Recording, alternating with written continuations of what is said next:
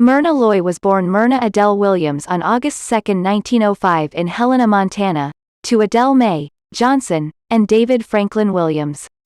Her paternal grandparents were Welsh, and her mother was of Scottish and Swedish descent. Myrna was raised in Helena and nearby Radersburg. Her father, a rancher, was the youngest person ever elected to the Montana state legislature.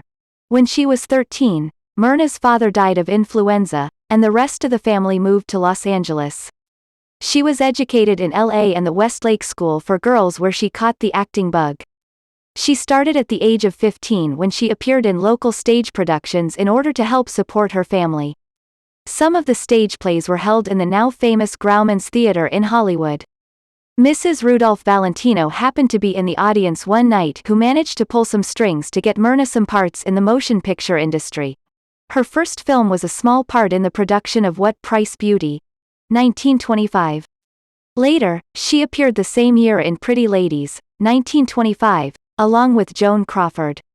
She was one of the few stars that would start in the silent movies and make a successful transition into the sound era.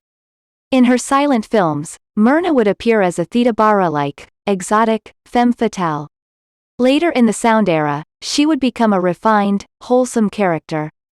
Unable to land a contract with MGM, she continued to appear in small, bit roles, nothing that one could really call acting. In 1926, Myrna appeared in the Warner Brothers film called Satan in Sables, 1925, which, at long last, landed her a contract.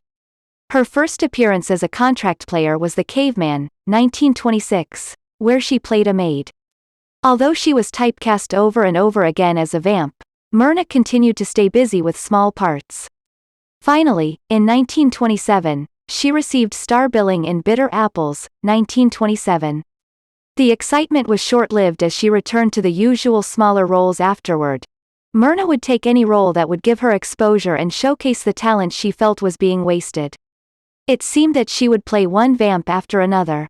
She wanted something better. Finally her contract ran out with Warner and she signed with MGM where she got two meaty roles. One was in The Prizefighter and the Lady, 1933, and the other as Nora Charles in The Thin Man, 1934, with William Powell. Most agreed that the Thin Man series would never have been successful without Myrna. Her witty perception of situations gave her the image that one could not pull a fast one over on the no-nonsense Mrs. Charles.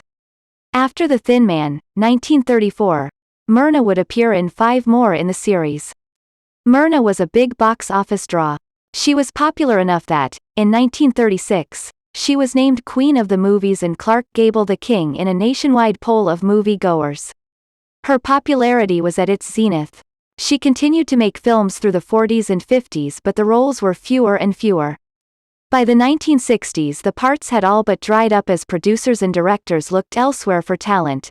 In 1960, she appeared in Midnight Lace, 1960, and was not in another until 1969 in The April Fools, 1969. The 1970s found her in TV movies, not theatrical productions. Her last film was in 1981 called Summer Solstice, 1981. By the time Myrna passed away, on December 14, 1993, at the age of 88, she had appeared in a phenomenal 129 motion pictures. She was buried in Helena, Montana.